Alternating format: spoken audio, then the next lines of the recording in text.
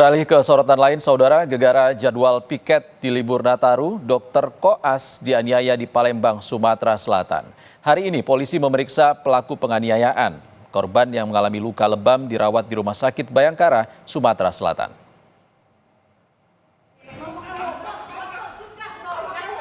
Inilah detik-detik video amatir milik warga yang merekam seorang calon dokter dianiaya oleh pria di sebuah kafe di kawasan Demang Lebar Daun, Palembang, Sumatera Selatan. Kami sengaja tidak menayangkan gambar secara utuh karena mengandung unsur kekerasan. Dari rekaman video terlihat seorang pria berbaju merah menganiaya salah seorang dokter koas. Pelaku sempat beberapa kali memukul korban. Kejadian ini pun sempat dilerai oleh teman-teman keduanya yang ada di lokasi. Penganiayaan diduga dipicu karena masalah jadwal piket di rumah sakit. Dari kejadian ini, korban yang diketahui seorang mahasiswa kedokteran Universitas Sriwijaya mengalami luka lebam dan dirawat di Rumah Sakit Bayangkara, Palembang. Polisi menyebut telah menerima laporan korban terkait dugaan penganiayaan hingga terluka ke Mapolda Sumatera Selatan. Di unit 5 ya, di subdit 3, di unit 5, sudah datang, tadi diantar oleh pengacaranya, jadi saat ini diterima oleh penyidik untuk dilakukan pemeriksaan awal. Apakah akan langsung ditahan Pak nantinya? Belum, nanti diselesaikan pemeriksaannya dulu. Kini kasus penganiayaan terhadap Dr. Koas masih diselidiki oleh polisi dengan memeriksa beberapa orang saksi. Pelaku pun belum ditahan polisi dan masih dimintai keterangan di Polda Sumatera Selatan. Reski Oktara, Muklas Diferensial, Kompas TV Palembang, Sumatera Selatan.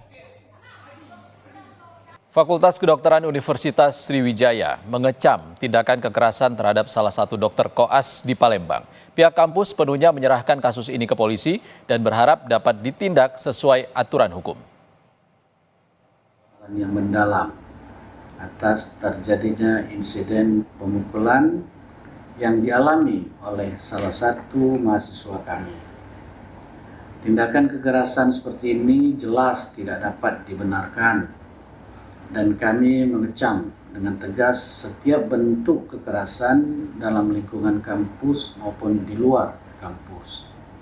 Sebagai bentuk komitmen kami dalam memastikan keamanan dan kenyamanan seluruh warga kampus, kami telah membentuk tim investigasi internal yang saat ini sedang bertugas bekerja untuk mengumpulkan data-data secara kronologi yang semestinya ada untuk melakukan penyelidikan mendalam terkait insiden ini.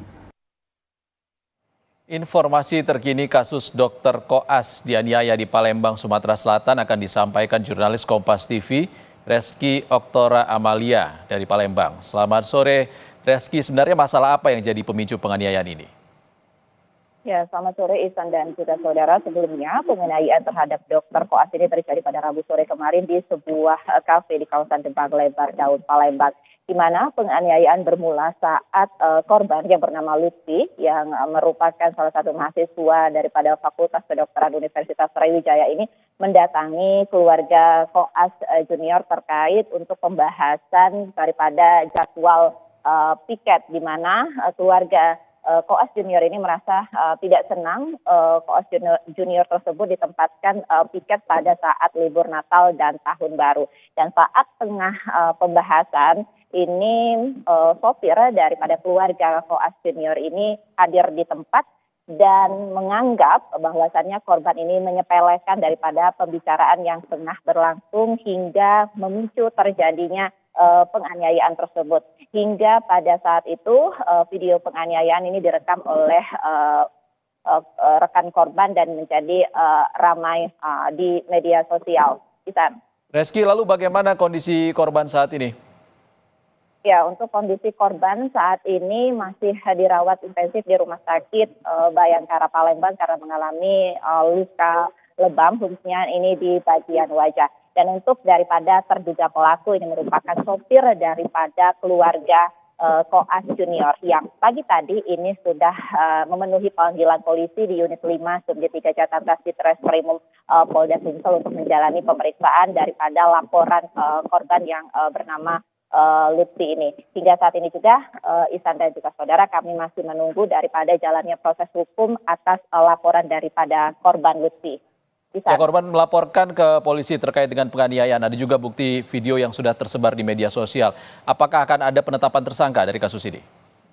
Ya, untuk sementara status daripada terduga pelaku ini adalah sebagai terperiksa dan polisi masih mengumpulkan alat bukti dan juga keterangan dari sejumlah saksi, dan juga tadi terduga pelaku ini ditemani oleh kuasa hukumnya yang meminta ingin memediasi daripada peristiwa ini. Dan juga atas insiden ini, Fakultas Kedokteran Universitas Sriwijaya juga angkat bicara dan mengecam daripada tindakan kekerasan yang dilakukan terhadap Dokter Koas ini, dan juga sudah membentuk tim investigasi secara mandiri untuk melakukan pemeriksaan dan juga mengumpulkan bukti. Dan juga FK Unsri ini sendiri sepenuhnya kasus ini diserahkan oleh pihak kepolisian dan juga bisa ditindak secara hukum yang berlaku. Ihsan. Reski, pelakunya ini sebagai dokter juga atau siapa? Ya, untuk pelaku ini sendiri diketahui merupakan sopir daripada orang tua Koas Junior yang pada saat itu hadir untuk pembahasan terkait dengan jadwal piket yang berlangsung di salah satu kafe tersebut. Ihsan. Baik, ini masalah dipicu terkait dengan jadwal koas ataupun jadwal perkuliahan. Lalu apa respons dari pihak Unsri ataupun FK Unsri terkait masalah ini? Ya, terkait ini kan permasalahan daripada jadwal piket, di mana Koas Junior ini merasa tidak senang ditempatkan pada piket untuk libur Natal dan Tahun Baru. Dengan menanggapi hal ini, khususnya Fakultas Kedokteran Universitas Sriwijaya mengecam dengan aksi tindakan kekerasan yang dilakukan oleh terduga pelaku terhadap Koas Lutfi ini, seperti itu. Dan juga menyerahkan sepenuhnya kasus ini ke pihak kepolisian, dan juga tadi saya katakan di awal sudah membentuk tim investigasi mandiri untuk melakukan penyelidikan mandiri seperti itu terkait dengan kasus penganiayaan terhadap Dokter Koas ini. Ihsan. Baik, apakah ada dugaan perintah dari majikan sang sopir ini alias mahasiswa FK Unsri? Ya, terkait dengan hal tersebut, Ihsan dan juga saudara, ini masih didalami oleh pihak kepolisian, karena pada saat itu si terduga pelaku ini sendiri menganggap bahwasannya korban ini menyepelekan saat keluarga Koas Junior tengah melakukan pembahasan terkait dengan jadwal piket tersebut, sehingga memicu emosi terduga pelaku yang langsung melakukan penganiayaan terhadap korban. Ihsan. Baik, terima kasih Reski Oktora Amalia melaporkan langsung dari Palembang, Sumatera Selatan. Saudara,